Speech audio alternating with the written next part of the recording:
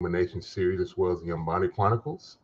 And I am joined once again by Jordan Purnell Jackson. Hey everybody. He's the graphic illustrator for the Ancient Illumination graphic novels as well as the Umbani Chronicles comics. He is also the creator and illustrator of the Evil Insurrection and Evil Reclamation comics, as well as the artist on Arrow J. Knight's Jericho's Bane. So if you like sci-fi and fantasy stories, there will be links to my website and links to his Shopify so you can check those things out. Today, let's get into it. We are back on Willow, episode 6, Prisoners of Skellin, which has been kind of loosely mentioned in previous episodes because we know that Boorman had escaped from somewhere prior to being locked up in Tir Asleen. So when in episode 5 in the Wildwoods, where he's basically lying to Scorpia about what he did to get out, he's telling her this crazy tale how he cut through a bunch of trolls to get out, which was interesting. And you can tell he's lying because he's pausing and in certain parts of his narrative where he's telling her what happened as she listens. So at the end of episode 5, Kit and Willow have instantly been taken to Skellin by the trolls. Yeah. How they miss everybody else is my thing. Like, those are the two you snatch. You snatch Kit and you snatch Willow. It looks like they also snatched some of the people that were in the Wildwood with Scorpius people, but we only see Kit and Willow snatched up, imprisoned, walking through in shackles, and you see Willow sees other Nelwyn there as he walks by. I guess they're supposed to take them to work in the mines. Yeah. But they take them to some weird cage things that they're hanging up in these cages where we see this new character played by Christian Slater. And at first, when they ask him who he is, he lies, of course, and say he's Mad Mardigan. So it's weird. It's a weird episode. It's another side mission episode almost, but I knew we were gonna say that. I felt that. I was like, oh, it's another side quest. This is very much as here's a continuation of the side quest. And in the opener, didn't they tease Eric again at the very beginning? We see him I did a flashback or something. I don't think it's a flashback. He's still in that city, where they had left him. He walks out of his cell and it's like he's. Oh yeah, the continuation of his kind of weird Jesus walk. I don't know, walking in the desert. He just wakes up, his cell is open, he walks out, and then somehow gets turned around and walk back in later on. But yeah, he gets teased, so that's supposed to be the main plot point. That's the main storyline where they're going to this immemorial city to rescue Eric, where he's still imprisoned. And of course, as Kit and Willow are taken, Jade, Allura, Boorman, Scorpia, and Graydon all decide they're going to go rescue them. We got to rescue the friends. Yeah, and Scorpia does mention getting her people back, because some of her people were taken. It's just, I guess, we're just not shown that. Which was strange. You don't show any of her people getting taken. It's just assumed that they're taken because Scorpia tells us she's going to go get her people back. Boorman slowly has to fess up as they're kind of slowly making their way, because now she's trying to tease out more details of how exactly did you escape this place when you basically cut down and took their lives or whatever. And what did he say? I took their pizzazz or something? Is that what he said? Man, I don't even recall. He said something weird like, I took their pizzazz. And then that's what I took from them. I was like, I don't know what that means. I took their swag from them. They weren't confident anymore. Yeah, that's wild. But this episode is spinning in circles, not really going anywhere. And I mentioned it before already that Willow and Kit get locked up with fake Mad Mardigan. And then we're introduced to the head troll, Lord Saras, who's like Gary from accounting or something. I don't know. Hey, how you doing, guys? Yeah, he's super polite in his speech, man, in his patterns of speaking. He wasn't at all trollish or even orcish. He didn't speak in a guttural language. He wasn't yelling at them. It was really calm and kind of matter of fact and really prim and proper. Like, Right. even Did that make it funny for you or creepy or both? it just made it. It just seemed. It didn't make it creepy. It made it kind of funny, but it was, to me, it was just really out of place. Mm. Mm. It'd be akin to, I guess, walking on a movie set and someone's dressed up as like a gruesome monster, but they're having a really polite conversation with you. So what comes out of the mouth is not what you expect to come out of that that being's mouth at the time. Right, So I mean, it didn't bother me, but it was kind of off-putting as he's, trying to talk to them really politely, and somehow my boy didn't know that the Lord Dannon was with the group because he like blue Which balled her. doesn't make sense. What was Yeah. the point of them kidnapping? Like, Yeah, we just needed slaves, y'all. kidnapped them too, and also, they say that the Bone Reavers basically run around and collect the biggest and strongest to work in these mines, apparently. And the two you picked up was not the biggest or the strongest of the group. You left the rest of the group, and the very person that you're supposed to be looking for was in fact with these people in the midst of the wildwoods, and you somehow missed them. Like, Alora was right there with the group. You missed her out of You all got the people. wrong people. And so he's funny because he's like, no one's coming to rescue you. And that's kind of cliche because we know that someone is coming to rescue them. So that was a bit obviously predictable from that point. That line of dialogue, I don't know why they put that in there. I don't know why this troll Lord Cyrus didn't know that Alora Dannon was in fact there with them. If that's if that was the mission that they were going to get and capture this one person, and you capture the two wrong people, that makes absolutely no sense. And they're just sitting around chilling, talking, and then giving them time to escape. It's almost like the Austin Powers thing where you set a trap for the person to tell them this is a really extravagant plan of exactly what you're going to do, and then walk out of the room and expect it to happen. Like, why do that? Just kill them and be done with it. Right. He's just, Lord Cyrus is weird, and then they blue ball us with the torture because he pulls out this array of tools and then pulls out some grub, like this little bug that I don't know what that was going to do. They were going to make her eat it, and of course there's a spill. It was weird because it was like almost like a store, spill on aisle 10. They stopped what they were doing because something happened on one of the other levels, and then they have to go see what that's about. And obviously that's more important than getting this really crucial information from this prisoner we have right here. They get up and walk up to see what's going on. And then you got, of course, Borman, Graydon, and the crew, Scorpia, Elora, and Jade, all just making their way into these mines that supposedly, I guess he's the only one that's ever escaped out of there, supposedly.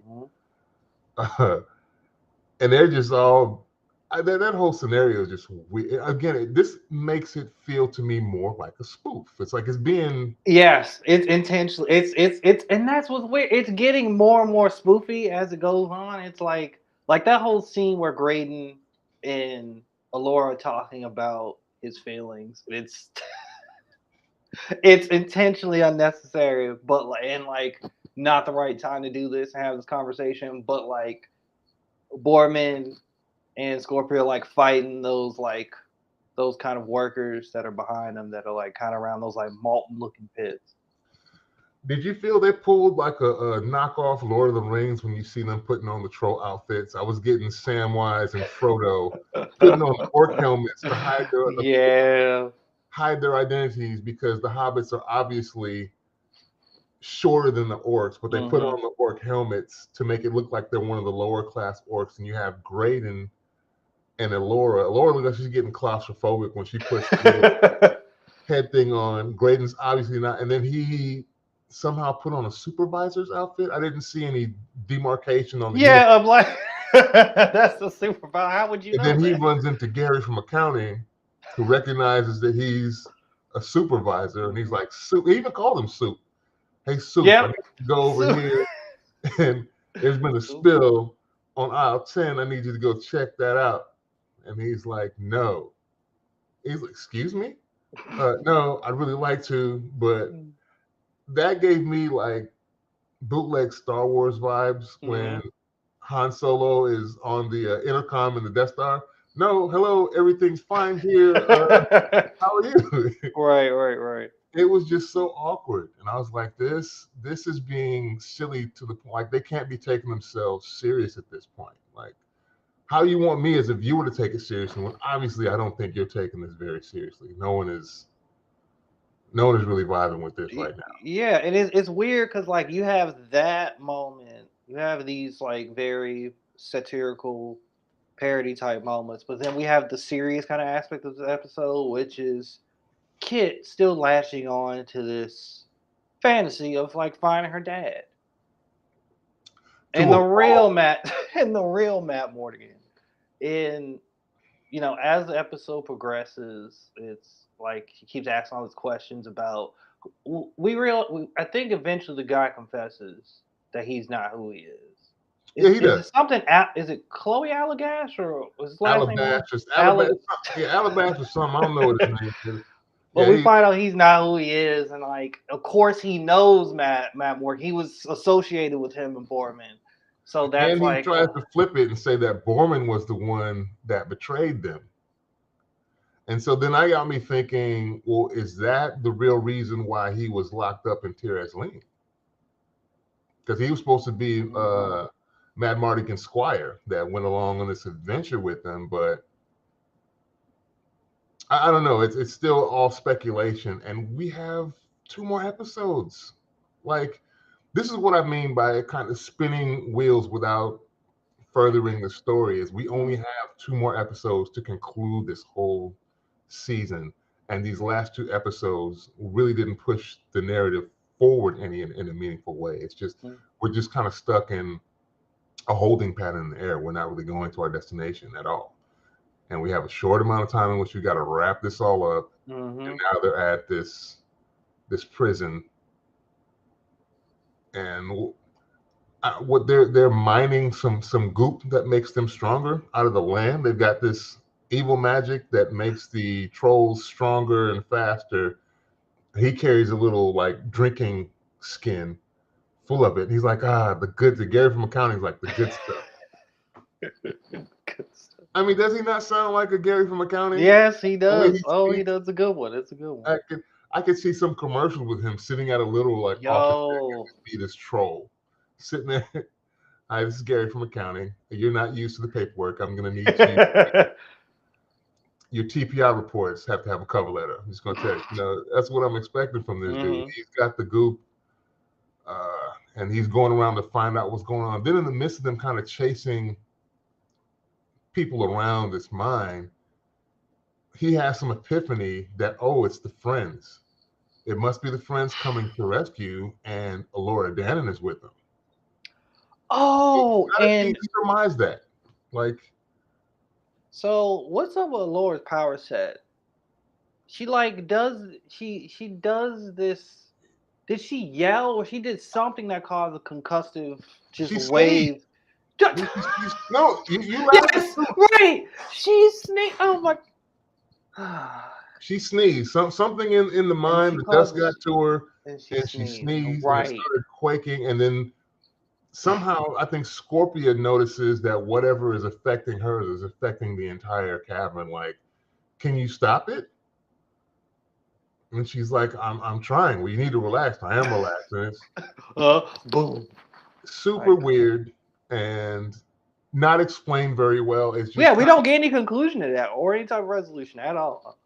Like, I don't know if she's like attached somehow magically to this substance that they're mining. So maybe it's got some magical properties that she's kind of linked to. It started making the wand glow like it was like red hot if it was like a sword tip put into like a forge or something. Yeah. That was really weird. I don't know where they were going with this. Like, I don't see what other than the stuff with Mad Mardigan and that kind of interconnection to continue Kit's kind of mission to try and find her father, and trying to lay out more stuff with Borman to clarify that. Other than that, but the main story, their main mission that they set out and left Tiraz Lean for, they haven't revisited that. It seems like in a long time. Like they just put that on the side burner. Well, we'll get back to that when we get. Eric will be okay. He can take care of himself. I can wait for us. We'll get there when we get there. And Borman, it seems unnaturally obsessed with this cuirass. This damn cuirass, when they get it working, it better be. Yeah, he's wilding for that thing. He's like, gotta get it. It almost got to a point where it looked like Jade, and who was with them at the time? Jade and Allura almost like literally do a Three Stooges face palm when he's like, it should be around here somewhere. They're like, fool, I thought you were taking us to rescue him. He's like, no, but if I can get it, then I can save them and I can fix all this. It's like, man, we're not worried about what you want right now. We're trying to do what we need to do. And you're always on your own thing, man. This is not what you signed. This is not what my mother let you out of the prison for. On this little crazy side mission. I really don't know what they're going for with this. And the member berries, but at least the member berries in the last episode connected to something. Here, it's kind of like when you allude to something. I've even done it in my books where I'll allude to a real crazy event or a battle that I'm hopefully going to be able to write that out later. But here it's like they throw that out there. They throw this little Easter egg that's not attached to anything yet. And so it doesn't, and it's not beneficial because you don't have, like, they have 2 episodes left, so they can't fully explore whatever Easter egg they're dropping or connection. Like, we can't really follow up with that thread, so it's kind of disappointing. Yeah. Borman is still funny at times, but I think it's kind of wasted after a while because he's almost drowned. You get a little bit of joy when he cracks it. I don't know, he falls on his coccyx somehow sideways. I don't know.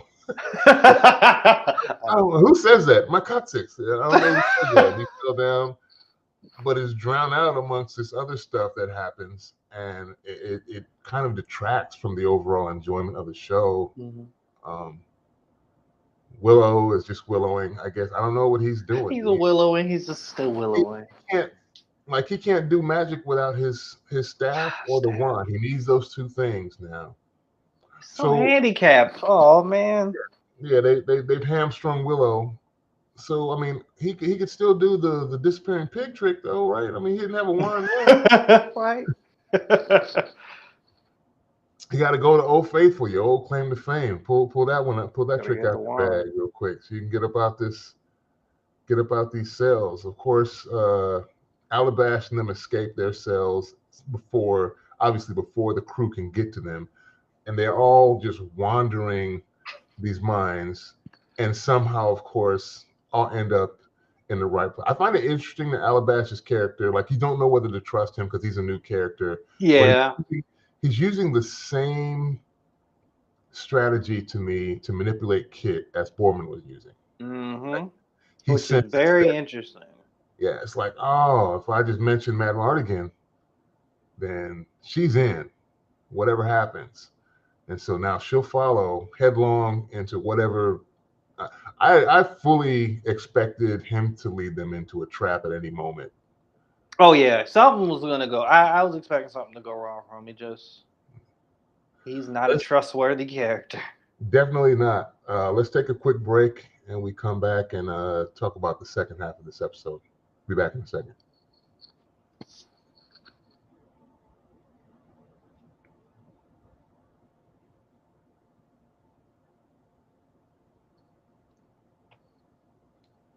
Welcome back to the second half of the Askari Cast. I'm Rod Van Blake, and I'm joined once again by Jordan Purnell Jackson. Hey, everybody.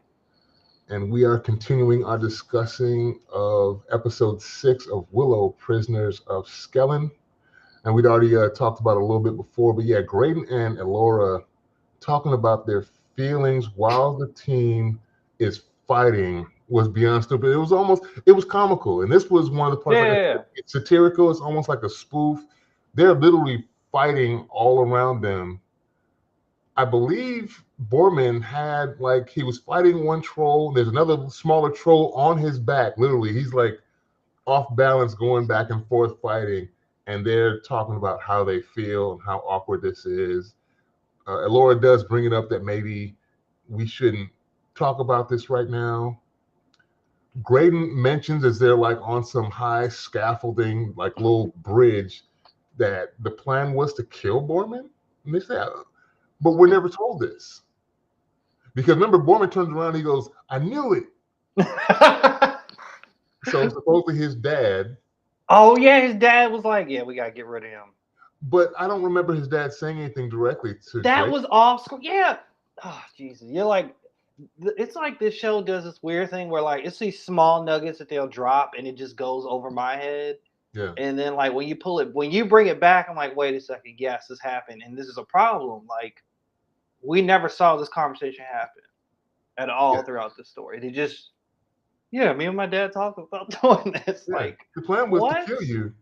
Like what? Yeah, that was. And Elora dropped the wand. Let's. Elora, but before she dropped the wand, Elora does a spell, right? She attempts to do a spell on the tub or vat of the good stuff, right? If I'm not mistaken, Avocado, that spell was the same spell that she used to basically blow up the teeth thing. Remember when her and Kit were in the prison? The breakout. Had the big like fence, looked like it was made out of either like elephant tusk or some teeth of a large animal. That's how she blows her way out of that cage, was Avocado. So she was trying to do that to the vat of that stuff. Looks like it's molten hot, but it's not, obviously. It's just, orange hot. Out later, it's not. Yeah, because it looks like lava. But if it was lava, and you just avocado into the vat of lava and it blows up in all your faces, then I'm like, that was the only, like, maybe that was the only spell she remembered at the time, but that was really awkward. That's all she had in her.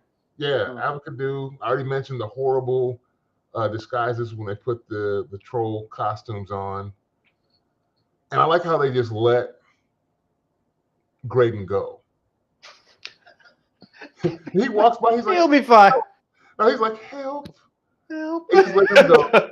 He's gonna go check out the spill with the like. We don't even get to see how that went. He leaves with the trolls. They go up to the other level to see what happened with the spill, disturbance, or whatever's going on. But they don't pay that off in any way. They just all return, and then he ends up being with them when they come back down to this like basement cavern in the mine, and all of a sudden he throws the mace down. I think that's how Kit gets the mace. But he throws it down because obviously he's useless with a weapon. If I was Borman, I'd have laughed. Like, he sent me, and you've obviously shown that you have no proficiency with weapons. You can't fight. I mean, unless you was gonna kill me by playing the flute or something, I don't see how. Yeah, I don't see how he was gonna try and pull that one off. Right. Honestly, they could have just pushed Graydon off the edge right there as soon as he said that, and there would have been, oh, so you was planning to kill me, and you turned into a demon, got possessed, tried to kill all of us at one point, and we found out that you obviously killed your older brother at some point. That's why your father's mad at you. Like, dude, this is the end of the road for you. Sorry, dumped them off. You gotta go. You're booted off the island. Yeah, you're off the team, buddy. Sorry. And the oddly polite troll, Gary from accounting, that we get in this episode was just made for a really odd mix of things, and I don't see how we're gonna wrap this up. And either that, or it's gonna throw the pacing off. I think if they just bam, we got to tie this up. Yeah, I mean, it's, in my opinion, it's already thrown off. Yeah, and then we still got to address the fact that, like, when they get to that kind of like dark bluish under cavern area where they're trying to find a way out, and they do that weird riddle, they find this room. The fake Mad Mardigan guy, ends up like doing some weird, putting his hand in the holes and like. And he knows how to get in. Yeah, he knows how to get in, thinking it's the way out, but it's just he's using them to get to this source of like this puzzle, this treasure. So which is also weird because it seems like all three of them got there. So Borman, yeah, just conveniently, and Mardigan all got into this. At one point, I'm assuming, all got into this chamber. We find out later.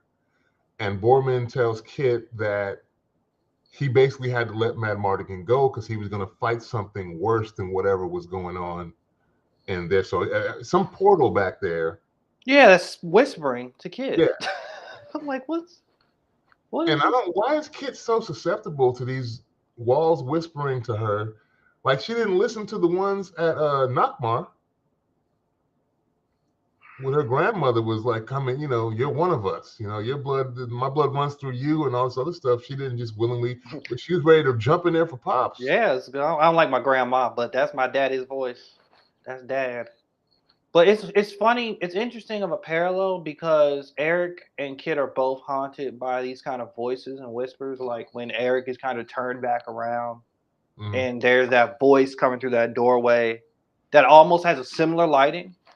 And then like she's also called to this weird portal because I was like, is that another door within? Like I was struggling because it looked like from far away. Once they got into the face, the mouth of the riddle, that doorway, there was that circle, and it was like, looks like it almost looked like a portal from Doctor Strange or something. Yeah. And I'm like, so that's calling, or is that like the afterlife? Like, what's happening? Like Matt Mardigan, like the voice of Matt Mardigan is like, did he say like I need your help or like come this? Like, of course, Jade comes in there and stops her. Jade and Alora. I was like, do it, kid. Go through the portal. I was like, do it. She's not gonna do it. I'm like, this is crazy. Yeah, and with Eric, he at least walked away at first. He was like, nope. He's like, I ain't doing creepy that. Voice, whispering and smoke, whatever it is, and he walks away. And obviously, lost. He ends up in the end getting looped back in. I don't know. It's almost like with Nakmar, the city kind of loses him because it makes it look like when we first see the city, it kind of looks like it's a really expansive city, but then somehow he's right at the edge of the city. Yeah, he's able to walk it. And he can just walk out into this wasteland, and then next thing you know, you see him walking back into the city. And either there's time jumps or he didn't go that far. I don't know, but he's walking right back. It was one of those time jumps. Like they were selling it like he was walking far distances. I felt that, but it was like it seemed like he was getting pretty far. Like I was expecting him to like get lost in the desert and like he wasn't making it back. But now that nasty ass water he ends up drinking. Like which was crazy. Like, bro, why did you drink that water? Like I can't be that thirsty. Like this is gonna give you dysentery or something. This is gonna be horrible. You do not drink that. I don't care how thirsty you are. You don't drink that. And obviously, Mad Mardigan couldn't take his sword supposedly, so the sword is just sitting there like Excalibur. Also calling to his daughter. Yeah. I'm like, how does she know that's his like? You know that's your dad's sword? Maybe there was like a family crest or something on. Yeah, like that would have been nice if they had like they're like kind of breaking that rule where you have to show something. Like they need to show us this item in the beginning so we get its context later because like you're just showing me a sword and then having Mad Mardigan's voice and I'm just like, why is this supposed to be his sword? Like I'm supposed to it was very lazily. Well, she tells you he didn't take his sword. And then but that's still ridiculous too. Like, why did she have to tell me? You got to show more show, less tell. You got to show us. And was it Borman that said he couldn't take anything? Yes, and they all kind of joined in the fact that like the race into the chamber was hilarious when the thing opens up and they answer the two riddles. And then Borman and Alabash run to try and they fighting each other first, and they are really they're giving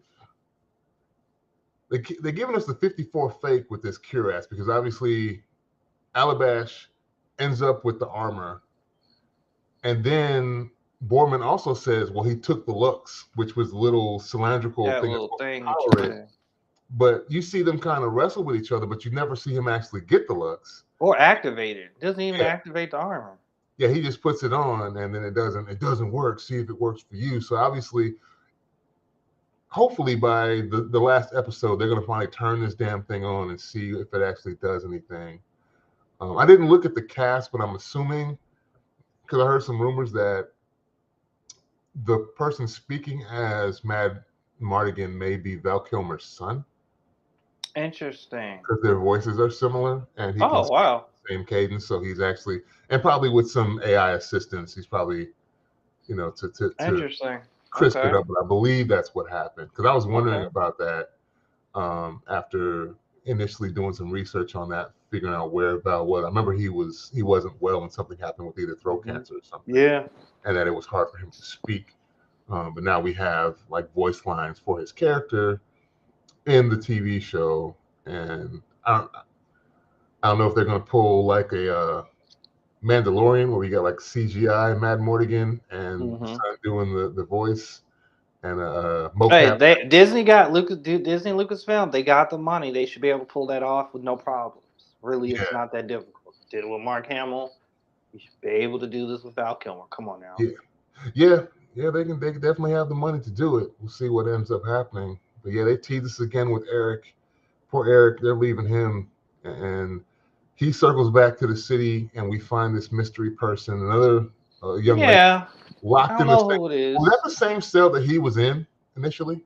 No. It wasn't? Couldn't have been. It couldn't have been. It was another cell that he never noticed. Okay, I was like, my boy just walk out of the city after his cell was left open, only to come back to the city, to the cell that he was in, and find someone else now locked in the city asking, "Are you gonna let me out?" I was like, is this dude gonna fall in love again? Like, is that what the trope is gonna be with him, with his character? Like, he just stop introducing new characters. I it's funny because when they showed her, I feel like this is one of the rare moments where like Jordan has his own kind of like his own prediction. Well, I have an idea what I think this character to be, but it has to be the Crone or somebody in disguise. Has to be. I don't want to believe it's just another victim or another prisoner. Like, what? Stop introducing these characters and just kind of like not giving them any fair treatment, or like they just introduced and then left over here and there's no conclusion. Like, we're 2 episodes down. This needs to be a pivotal character to the story that's gonna affect this entire ending, and it doesn't need to be someone who's just also a damsel in distress. So I'm like, come on. So do we see them actually get out of the mines at the end? Allagash, he was fighting off everybody. He got killed. He got killed. And then everybody else escaped. And the cure still did nothing. I forgot about that. Yeah, Allagash goes out in a blaze of glory. You guys escape. I'll handle it from here. Oh yeah, and then did this for Laura. I'm like, oh God. And then didn't he close like the fence like all weird, like that was gonna be enough to keep them in? It was like one person, he like closed the metal thing and just held it there. I guess that's supposed to hold. I don't like that's gonna take them 2 seconds to open back up and then pursue them. So yeah, they leave out of the mine, and then we get the heroic or what's supposed to be a heroic sacrifice of Allagash fighting them off until they all overwhelm him in the end. But they just kind of jumped on me. You don't see him actually. Yeah, exactly. I'm like, he's not dead. They just jumped over him. So we don't know if that's just going to be left to be finalized later. And they all walk out. We skipped over something. The weird argument on the lake of goop. Yes. This is the ending. Yeah, the end. Yeah, I mean, part of that other element we yes. That was a very like.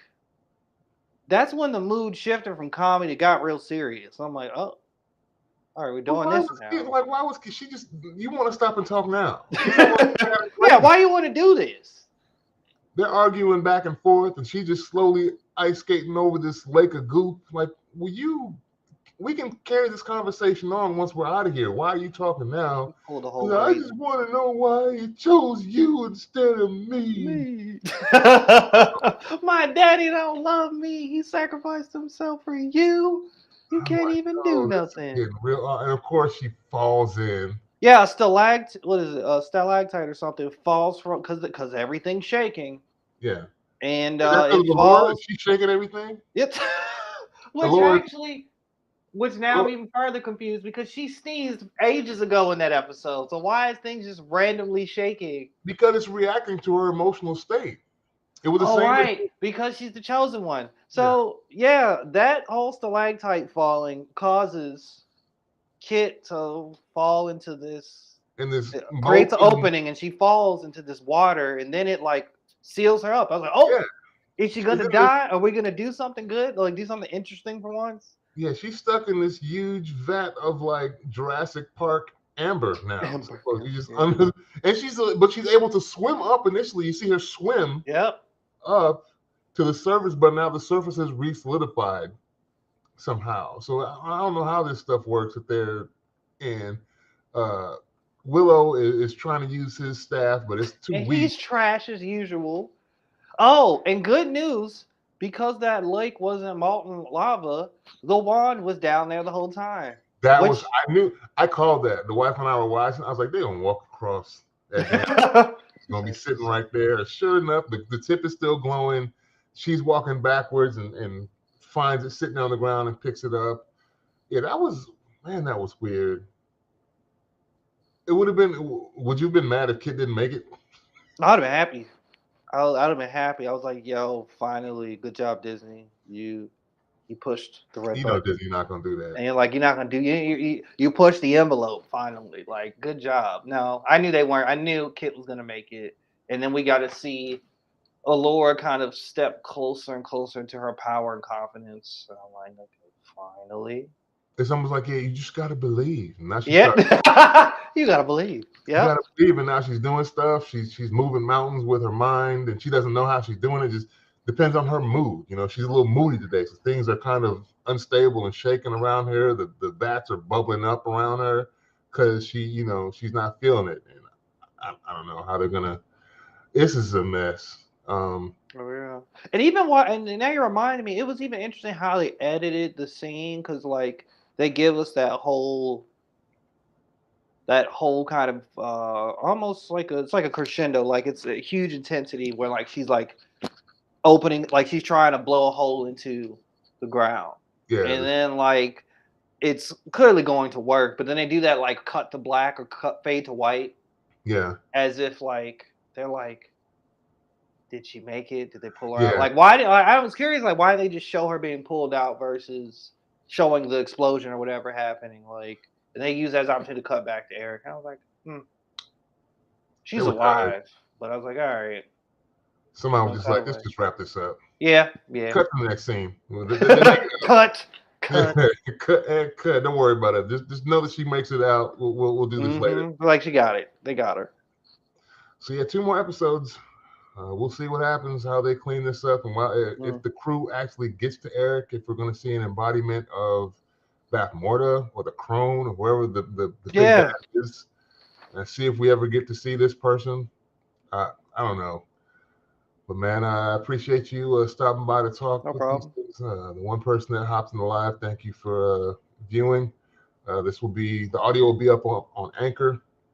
And Anchor will distribute the podcast to Google Play, iTunes, Spotify, and a bunch of other places where podcasts are available. Once again, the links to both of our websites will also be up in the description of the episode. If you like science fiction and fantasy, both books and comics, check our stuff out there. And we will talk to you guys next week. Peace.